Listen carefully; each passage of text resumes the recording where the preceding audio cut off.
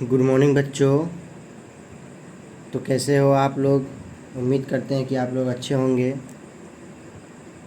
तो कल previous year 2024 का हम 5 क्वेश्चन पढ़ाए थे और आज हम क्वेश्चन नंबर 6 से आप लोगों को प्रीवियस ईयर 2024 का question Bihar board class 10th का बताने जा रहा हूँ। जिसमें पहला सवाल है कि 6 यदि केंद्र O और त्रिज्या R, केंद्र O और त्रिज्या R वाले एंगल AOB थीटा वृत्त में अगर कह रहा है कि एंगल AOB बराबर थीटा है तो चाप की लंबाई होगी। तो बाबू चाप की लंबाई का फार्मूला होता है पाई आर थीटा बट्टा 180। तो पाई ही है हमारा, आर हमारा आर ही है और थीटा हमारा थीटा ही है, अब बटा में 180 है। तो ऐसा जो होगा चारों ऑप्शन में वही हमारा आंसर हो जाएगा। तो चारों ऑप्शन में ध्यान दीजिए, यहाँ 2 पाई आर थीटा बाई 180 है। अगर हम 2 से 180 को काटेंगे तो ये 90 बार में कटेगा, तो ये हो जाएगा पाई आर थीटा बटा 90, जो कि इतना नहीं है। आइए यहाँ देखिए, अगर 2 से 360 को काटते हैं तो 180 बार में कट जाएगा, तो ऊपर बचेगा पाई आर थीटा और नीचे में 180, जो कि हमारा आंसर है। तो ऑप्शन नंबर बी हो जाएगा, क्योंकि चाप की लंबाई होता है पाई आर थीटा बटा 180। क्वेश्चन नंबर 7 में कह रहा है कि यदि किसी शंकु की तिर्यक ऊंचाई L, आधार की त्रिज्या R, तो शंकु का कुल पृष्ठ क्षेत्रफल होगा। तो शंकु के कुल पृष्ठ क्षेत्रफल का फार्मूला होता है pi R into L plus R, जो कि ऑप्शन में कहीं पे नहीं है, क्योंकि ऑप्शन में जो है ब्रैकेट तो है ये नहीं है। तो एक काम करते हैं, हम ब्रैकेट को बाहर निकालते हैं। तब पाई आर को अगर L से गुना करेंगे तो पाई आर एल हो जाएगा, प्लस पाई आर को R से गुना करेंगे तो होगा हमारा पाई आर स्क्वायर, मतलब pi r l plus pi r square, जो कि ऑप्शन नंबर क्या बी है। तो इसका आंसर हो जाएगा बी। आइए क्वेश्चन नंबर 8 में कह रहा है कि यदि दो गोले के आयतन का अनुपात 125 अनुपात 27 है तो इसके पृष्ठ क्षेत्रफल का अनुपात होगा। आइए, तो गोले का आयतन कितना दे दिया है हमको, गोले के आयतन का अनुपात कितना दे दिया है, तो 125 अनुपात 27। तो गोले का आयतन क्या होता है बाबू, तो गोले का आयतन होता है 4/3 पाई आर क्यूब। अनुपात का मतलब बटा, फिर दूसरा भी गोला ही है, तो गोले का आयतन होता है 4/3 पाई आर क्यूब। अब बराबर में पहले गोले का आयतन है 125 और दूसरे गोले का आयतन है 27। तब 4/3 पाई से 4/3 पाई कट जाएगा। आर पर क्यूब है, जब आर पे से हम क्यूब हटाएंगे तो इस पर क्या आ जाएगा, क्यूब रूट आ जाएगा। तो मान लेते ये हमारा R1 है, ये हमारा R2 है। तो आगे देखिएगा, R1 बट्टा R2 बराबर 125/27 पे क्या आ जाएगा, क्यूब रूट आ जाएगा। चूँकि पावर में 3 था तो क्यूब रूट का मतलब होता है 3 गो का बदला 1 गो निकलेगा। तो 125 को जब हम तोड़ेंगे तो आएगा 5 5 6 25, 5 6 125, और जब 27 को तोड़ेंगे तो 3 तिहाई 9, 9 तिहाई 27। तो क्यूब में है तो 3 गो 5 का बदला 1 गो 5 निकलेगा, मतलब R1 का मान 1 गो 5 बटा में R2 था, तो R2 का मान 3 गो 3 का 1 गो 3, मतलब R1 अनुपात R2, मतलब R1 हो गया 5 और R2 हो गया 3। तो बोला है कि इसके पृष्ठ क्षेत्रफल, तो इसलिए पृष्ठ क्षेत्रफल का अनुपात, तो गोले का पृष्ठ क्षेत्रफल क्या होता है बाबू, 4 पाई आर स्क्वायर। अनुपात का मतलब बट्टा 4 पाई आर स्क्वायर, चूँकि दोनों गोला है तो पहले गोले का भी आयतन 4 पाई आर स्क्वायर होगा और दूसरे गोले का भी आयतन क्या होगा, 4 पाई आर स्क्वायर होगा। ठीक है, तो 4 पाई से तो 4 पाई कट गया, आर स्क्वायर, तो आर मतलब पहला आर, इसको हम दूसरा आर मान लेते हैं। तो पहला आर हमारा 5 था, तो 5 का स्क्वायर, अब बटा में दूसरा आर हमारा 3 था, तो 3 का स्क्वायर, तो 5 का स्क्वायर 5 5 25 और 3 का स्क्वायर 3 तिहाई 9, मतलब आंसर हो जाएगा 25 अनुपात 9, जो कि ऑप्शन नंबर बी है। आइए अगला सवाल करा है कि 8 सेंटीमीटर त्रिज्या के गोले को पिघलाकर 32 सेंटीमीटर ऊंचाई वाले शंकु के रूप में रूप में लाया जाता है तो शंकु की त्रिज्या होगी। तो पहले गोला था और गोला से बना दिया है शंकु, तो जब हम गोला को पिघला के शंकु बनाएंगे तो दोनों का आयतन क्या होगा, बराबर होगा, क्योंकि वही गोला को ही हम शंकु बनाए हैं। तो जो गोले का आयतन होगा वही शंकु का आयतन होगा। तो हम लिखेंगे, क्या लिखेंगे, दिया है, यहाँ पे लिख देते हैं दिया है। क्या दिया हुआ है बाबू, तो 8 सेंटीमीटर त्रिज्या वाला गोला, मतलब गोले की त्रिज्या, गोले की त्रिज्या r बराबर 8 सेंटीमीटर। अच्छा, और पिघला कर 32 सेंटीमीटर ऊंचाई का शंकु बनाया गया है तथा शंकु का ऊंचाई मतलब h का मान, ऊंचाई मतलब h का मान कितना दे दिया है, 32 सेंटीमीटर। तो ऊंचाई हो जाएगा 32। तो कह रहा है कि त्रिज्या r है और शंकु का ऊंचाई h है। तो कह रहा है कि इस गोला को पिघला के शंकु बनाया गया था। अकॉर्डिंग टू क्वेश्चन, जो गोले का आयतन होगा, जो गोले का आयतन होगा वही हमारा किसका आयतन होगा, शंकु का आयतन होगा। तो गोले का आयतन क्या होता है बाबू, तो 4/3 pi r cube is equal to शंकु का आयतन 1/3 पाई आर क्यूब। याद रखिए, कभी भी अगर बराबर हो, बीच में बराबर हो, तो हम नीचे से नीचे काट सकते हैं। अच्छा, पाई से पाई भी हम काट सकते हैं। तो क्या बचा, 4 गुने आर क्यूब। तो गोले का त्रिज्या आर का मान 8 है, मतलब 4 गुने आर का मान 8 है, मतलब 8 का क्यूब इज इक्वल टू, यहाँ क्या बचा हुआ है, 1/3 पाई तो कट गया है, 1/3। अच्छा, शंकु का आयतन होता है 1/3 पाई आर स्क्वायर एच होता है। तो क्या बचा हुआ है बाबू, आर स्क्वायर। तो आर हमको शंकु की त्रिज्या तो निकालना है, हमको ये तो पता नहीं है, तो इसको हम ऐसे ही रख लेंगे, आर स्क्वायर गुने एच मतलब ऊंचाई, शंकु की ऊंचाई कितना दिया हुआ है, शंकु की ऊंचाई 32। तो गुना में हो जाएगा 32, और जो गुना में रहता है हम उधर भेजेंगे बराबर के इधर, तो 32 आ जाएगा नीचे। तो हम लिख सकते हैं आर स्क्वायर बराबर 4 गुने 8 का क्यूब का क्या मतलब, 8 3 बार, 1 बार 2 बार 3 बार, और जो गुना में रहता है वो आ जाता है नीचे, तो 32 आ जाएगा नीचे। तो 8 से 32 कटेगा 4 बार में, और 4 से कट जाएगा 4, तो क्या बच्चा, आर स्क्वायर। ध्यान दीजिए फिर से, देखिए बोला है कि 8 सेंटीमीटर गोले की त्रिज्या आर है और शंकु की ऊंचाई एच है, 32 है, और गोले को पिघला कर शंकु बनाया गया है, इसलिए जो गोले का आयतन होगा वही शंकु का आयतन होगा। तो गोले का आयतन होता है 4/3 पाई आर क्यूब बराबर शंकु का आयतन 1/3 पाई आर स्क्वायर एच होता है। तो नीचे जब भी बराबर हो तो नीचे से नीचे काट सकते हैं। तो 3 से 3 कट जाएगा, पाई से ऊपर कट जाता है, तो पाई से पाई कट जाएगा। तो क्या बच गया हमारा, 4r क्यूब बचा। क्या बचा, 4r क्यूब। तो 4 गुने आर क्यूब, तो आर मतलब गोला है, तो गोले का आर कितना दिया था, 8, मतलब 4 गुने 8 का क्यूब इज इक्वल टू शंकु का आयतन में जो आर है, तो हमको शंकु की त्रिज्या हमको नहीं पता है, तो इसको हम आर ही रहने देंगे। और शंकु की ऊंचाई 32 है, तो गुना में 32 रख देंगे। जो गुना में रहता है इधर आके नीचे चला आता है। तो 4 गुने 8 का क्यूब मतलब 8 गुने 8 गुने 8, और बता में जो गुना में था वो आएगा नीचे।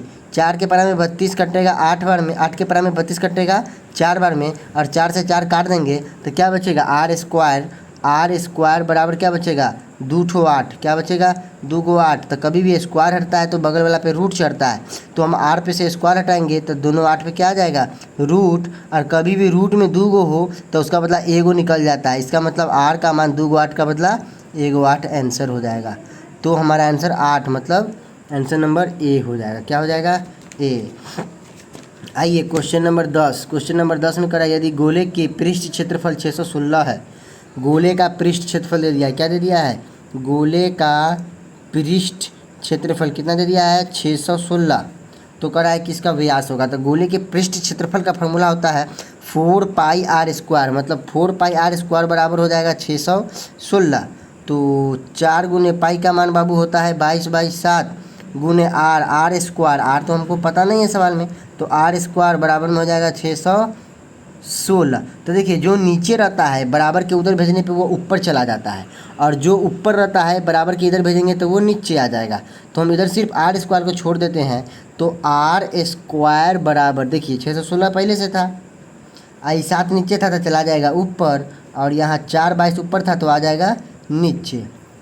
तो काटिए, 4 से अगर हम इसको या 11 से काटते हैं तो 11 दूनी 22, 11 5 55, आई बच्चे का 61 है तो 6 अच्छे 66, 11 छके 66, और 4 से 56 काटेंगे तो 14 चौके 56, तो 4 के पारा में 56 आएगा, 14 बार में, और फिर 2 से 14 काटेंगे कितना बार में कट जाएगा, 7 बार में। 2 के पारा में 14 आएगा 7 बार में, तो 2 को 7 बचा, क्या बचा 2 को 7। तो हम लिखेंगे आर स्क्वायर बराबर 2 को 7।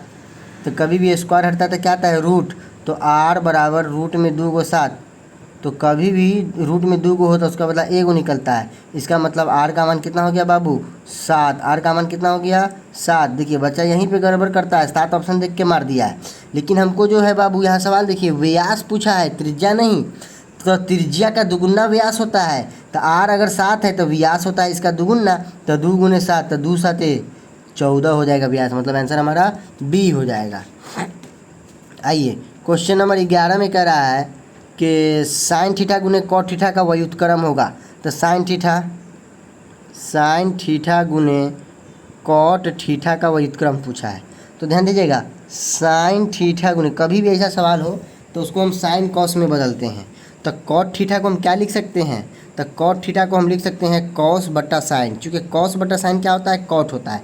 तो इस कॉट को हम क्या लिख सकते हैं कॉस थीटा बटा साइन थीटा। तो साइन से साइन तक कट जाएगा, तो बचेगा कौन कॉस।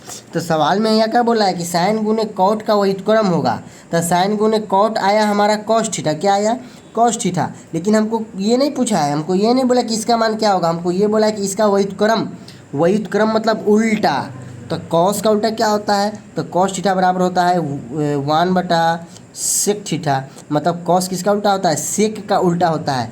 तो करा साइन गुने कॉस का व्युत्क्रम होगा। तो साइन गुने कॉट को जब हम सॉल्व किए तो आंसर आया कॉस थीटा। तो हम जानते हैं कि कॉस थीटा का उल्टा होता है सेक थीटा, इसलिए आंसर हमारा हो जाएगा सेक थीटा, न कि कॉस। बहुत बच्चा कॉस मार देता है। यहाँ ये नहीं पूछा है कि साइन गुने कॉट क्या होगा, बोला उसका उल्टा क्या होगा। तो साइन गुने कॉट तो कॉस होता है, लेकिन ये नहीं पूछा, बोला इसका उल्टा। तो कॉस का उल्टा क्या हो जाएगा बाबू सेक। तो आंसर हो जाएगा सी। क्वेश्चन नंबर 12 में कह रहा है कॉट 12 गुने कॉट 38 गुने कॉट 52 गुने कॉट 60 गुने कॉट 78 बराबर क्या होगा। तो ध्यान दीजिएगा कॉट 12 है, क्या है कॉट 12। सवाल उतार लेते पहले। कॉट 12 गुने कॉट 38 गुने कॉट 52 गुने कॉट 60 गुने कॉट 78, कॉट 60 गुने कॉट 78। तो देखिए 12 में 78 जोड़ने पे 90 आता है। यहाँ सवाल में ज़्यादा क्लियर दिख रहा है, देखिएगा सवाल में, देखिए यहाँ सवाल अगर हम 12 में 78 जोड़ेंगे तो 90 आएगा। तो ये दोनों को एक साथ लिख देते हैं कॉट 12 गुने कॉट 78। ये दोनों को हम क्या किए, ये दोनों को एक साथ लिख दिए, क्योंकि ये दोनों मिलकर 90 होता है और 90 से हमारा फार्मूला बनता है। उसी तरह से 38 और 52 मिलकर 90 होता है, तो ये भी दोनों को एक साथ लिख देते हैं कॉट 38 गुने कॉट 52 को भी एक साथ लिख देते हैं। तो लास्ट में क्या बच गया कॉट 60, तो उसको भी लिख देते हैं गुने, बुनका का मतलब गुना होता है कॉट 60। ठीक है, अब ध्यान दीजिएगा। तो कॉट 12 को हम ऐसे देखिए कॉट 12 कॉट से 90 से कितना घटाने पे 12 आता है, तो 78 घटाने पे 12 आता है। तो कॉट 12 को हम ऐसे लिख सकते हैं कि कॉट 90 से घटा दीजिए 78। तो 90 से 78 गया तब 12, मतलब कॉट 12 को हम लिख सकते हैं कॉट 90 माइनस 78 और गुने यहाँ पहले से है कॉट 78, तो कॉट 78। ठीक है, इनटू कॉट 38, 90 से कितना घटाने पर 38 होगा, तो 52। तो कॉट 90 से घटाएंगे 52 इंटू में कॉट 52 और गुने में क्या है कॉट 60। तो कॉट 90 माइनस थीटा क्या होता है टेन थीटा। तो टेन थीटा का मान कितना है 78। तो टेन 78 गुने कॉट 78 गुने उसी तरह से cot 90 minus theta tan theta. तो कॉट 90 माइनस 52 कितना हो जाएगा टेन 52 और गुना में यहाँ क्या है कॉट 52 अब बचा हुआ है कॉट 60। तो कॉट 60 का मान क्या होता है, तो कॉट 60 का मान होता है 1/√3। तो ध्यान दीजिएगा टेन 78 गुने कॉट 78, टेन का उल्टा कॉट होता है, कभी भी उल्टा से गुना करने पे 1 होता है। तो टेन गुने कॉट 1, फिर टेन गुने कॉट ये भी 1 हो जाएगा और गुने 1/√3। तो एक एकम 1/√3, तो 1/√3। ये सब को जब हम सॉल्व किए तो क्या आया 1/√3। तो 1/√3 ऑप्शन नंबर सी है, तो आंसर हो जाएगा सी। आइए क्वेश्चन नंबर 13। क्वेश्चन नंबर 13 में कह रहा है कॉसेक 90 माइनस थीटा गुने कॉस 90 माइनस थीटा। तो आइए, कॉसेक 90 माइनस थीटा होता है sec theta. Cosec 90 minus theta क्या होता है बाबू? Sec theta. तो कॉसेक 90 माइनस थीटा को हम लिख सकते हैं सेक थीटा गुने कॉस 90 माइनस थीटा क्या होता है बाबू? तो साइन थीटा होता है। ठीक है, तो सेक, देखिए कभी भी इस तरह का सवाल हो तो हम साइन कॉस में बदलने का कोशिश करते हैं। तो सेक थीटा को अगर साइन कॉस में बदला जाए तो सेक थीटा को बोला जाता है 1/cos थीटा। 1/cos थीटा बराबर सेक थीटा होता है। तो सेक थीटा को हम 1/cos थीटा लिख देंगे और गुना में साइन थीटा। तो देखिए कभी भी अगर ऊपर में साइन हो और नीचे में कॉस हो तो साइन थीटा अब बटा कॉस थीटा हो तो साइन बाई कॉस होता है टेन थीटा। तो ऑप्शन नंबर हमारा हो जाएगा बी। अब आइए, सवाल में कह रहा है कि साइन थीटा बराबर √2 कॉस थीटा। सवाल में क्या बोल रहा है कि साइन थीटा बराबर √2 कॉस थीटा। तो सेक थीटा बराबर क्या होगा? मतलब हमको सेक थीटा का मान निकालना है। तो ध्यान दीजिए, जो गुना में रहता है वो भाग में आ जाता है। तो साइन थीटा जो गुना में, कॉस थीटा गुना में तो आ जाएगा नीचे में, तो हो जाएगा cos theta is equal to √2, कुछ नहीं है तो नीचे 1 है। और साइन थीटा बटा कॉस थीटा क्या होता है बाबू? तो टेन थीटा होता है। तो टेन थीटा बराबर √2/1। और टेन थीटा त्रिकोणमिति में हम लोग पढ़े थे कि साइन थीटा लंब बाई कर्ण, कॉस थीटा आधार बाई कर्ण, टेन थीटा होता है लंब बटा आधार। मतलब हमको लंब पता है और आधार पता है, तो क्या नहीं पता है? कर्ण नहीं पता है। तो सबसे पहले हम कर्ण निकालेंगे। तो कर्ण का स्क्वायर बराबर होता है लंब का स्क्वायर प्लस आधार का स्क्वायर। तो कर्ण का स्क्वायर बराबर लंब हमारा √2 है, तो √2 का स्क्वायर प्लस आधार 1 है तो 1 का स्क्वायर।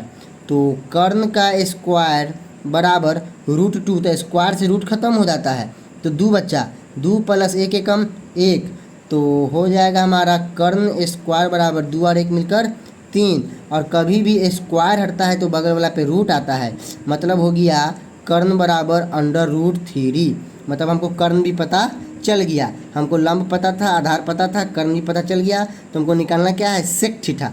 तो इसलिए सेक थीटा बराबर, तो सेक थीटा बराबर होता है बाबू आधार बटा कर्ण। तो सवाल में आधार, देखिए आधार कितना था? 1, और बटा में कर्ण निकल के कितना आया? √3। तो 1/√3 हमारा कौन है ऑप्शन में? तो ए है। तो आंसर हो जाएगा ए। चलिए क्वेश्चन नंबर 15 क्या हुआ? 3 tan स्क्वायर 60। तो 3 tan स्क्वायर 60, तो यहाँ फार्मूला है। तो 3 गुने tan 60 का मान कितना होता है बाबू? तो tan 60 का मान 1/√3 होता है। तो 1/√3 क्या हो जाएगा इसका? स्क्वायर। तो 3 गुने 1 का स्क्वायर, 1 एकम 1 और √3 का स्क्वायर, तो स्क्वायर से रूट खत्म हो जाता है तो 3, तो 3 से 3 कट जाएगा तो आंसर कितना हो गया? 1 हो गया। तो ऑप्शन नंबर बी हो जाएगा। आइए क्वेश्चन नंबर 16 में कह रहा है कि यदि ABC किसी त्रिभुज ABC के कोण हो तो कॉसेक A + B/2 का मान क्या होगा?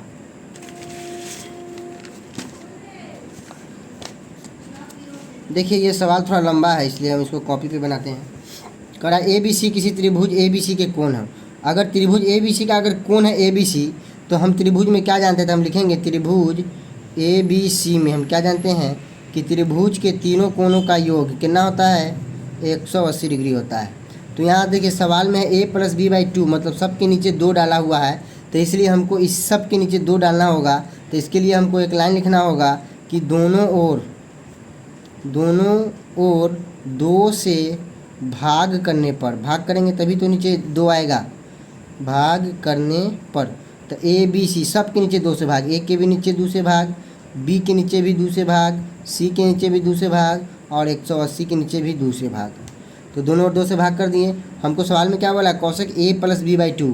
तो AB को हम छोड़ देंगे इधर ही, A और B को छोड़ देंगे, मतलब A/2 + B/2 को इधर छोड़ देते हैं, इज इक्वल टू, देखिए पहले यहाँ 180/2 है तो कितना बार में कट जाएगा? 90 बार में कट जाएगा।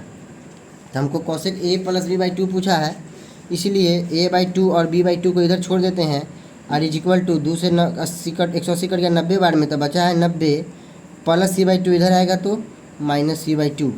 अब ध्यान दीजिए सवाल में हमको क्या बोला था निकालने को? Cosec A plus B by two बोला है। क्या बोला है? Cosec A plus B by two. तो हम तो यहाँ ए और बी बाई टू है, कॉसेक तो है नहीं। अच्छा, पहले इसको हम एक साथ कर लेते हैं, चूँकि ए प्लस बी एक साथ है। तो दो दो का एलसीएम दो हो जाएगा, तो दो से दो खत्म, तो ए प्लस बी बचेगा इज इक्वल टू क्या बचेगा? 90 माइनस सी बाई टू। अब ध्यान दीजिए, हमको सवाल में बोला है cosec A plus B by two का मान पूछा है, तो कॉसेक लगाना पड़ेगा। तो इसके लिए क्या करना होगा? फिर दोनों तरफ कॉसेक से गुना करना पड़ेगा। तो लिखेंगे दोनों तरफ कॉसेक ए से गुना करने पर, तो यहाँ ए प्लस बी बाई टू था, ए प्लस बी बाई टू, इधर इसको भी कॉसेक से गुना करेंगे इज इक्वल टू यहाँ 90 माइनस सी बाई टू था। क्या था? 90 माइनस सी बाई टू, इसमें भी हम कॉसेक से गुना करेंगे। आइए, तो यहाँ क्या हो जाएगा? Cosec A plus B by two is equal to cosec 90 minus theta. क्या होता है? तो हम फार्मूला जानते हैं कि कॉसेक 90 माइनस थीटा बराबर होता है सेक थीटा। क्या होता है बाबू? Cosec 90 minus theta is equal to sec theta. तो यहाँ cosec 90 minus C by two, इसका मतलब हो जाएगा सेक सी बाई टू। तो सवाल में हमको ये नहीं पूछा था कि cosec A plus B by two क्या होगा, तो cosec A plus B by two क्या हो जाएगा? Sec C by two. क्या हो जाएगा? Sec C by two. तो आंसर हमारा क्या हो जाएगा? बी। तो आज के लिए इतना ही, मिलते हैं फिर नेक्स्ट वीडियो में।